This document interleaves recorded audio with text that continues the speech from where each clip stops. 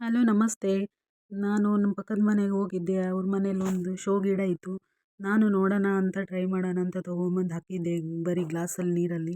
ಅದು ಯಾಕೋ 1 ಮಂತಿಂದ ನೋಡ್ತಿದ್ದೀನಿ ಹೆಂಗಿದೆ ಹಾಗೆ ಇದೆ. ಅದರಲ್ಲಿ ಯಾಕೋ ಚೆನ್ನಾಗಾಗಿಲ್ಲ ಅಂತೇಳಿ ಮಣ್ಣಲ್ಲಿ ಪಾಟ್ ತೊಗೊಂಬಂದು ಮಣ್ಣಲ್ಲಿ ಹಾಕಿದೆ.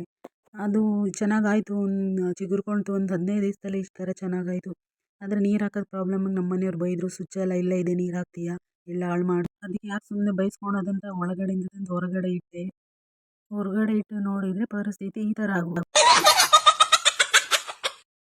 ನಮ್ಮ ಊರಿಂದ ಗುಲಾಬಿ ಗಿಡಗಳನ್ನೆಲ್ಲ ತೊಗೊಂಬಂದು ನಮ್ಮ ಕಡೆ ಮುಂದೆ ಜಾಗ ಇದೆ ಅಂತ ಅಲ್ಲೆಲ್ಲ ಹಾಕಿದ್ದೆ.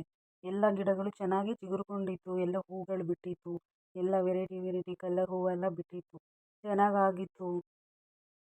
ಶಾವಂತಿಗೆ, ಗುಲಾಬಿ ಎಲ್ಲ ಗಿಡಗಳನ್ನು ಹಾಕಿ. ಆದರೆ ಒಂದಿನ JCB ಬಂದು ಗಿಡಗಳ ವ್ಯವಸ್ಥೆ ಈ ಥರ ಮಾಡಿ ಹೋಗಿತ್ತು.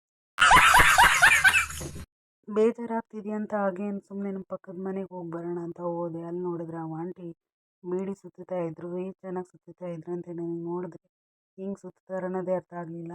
ನಾನು ಟ್ರೈ ಮಾಡೋಣ ಅಂತ ನೋಡಿದೆ. ಕೊಡಿ ನಾನು ಟ್ರೈ ಮಾಡ್ತೀನಿ ಅಂದೆ. ಬೇಡಮ್ಮ ಎಲ್ಲ ಮುಗಿಸ್ಬಿಡ್ತೀಯ ಅಂದ್ಬಿಟ್ರು. ನನಗೆ ಹಿಂಗಾಯಿತು ಅಂದರೆ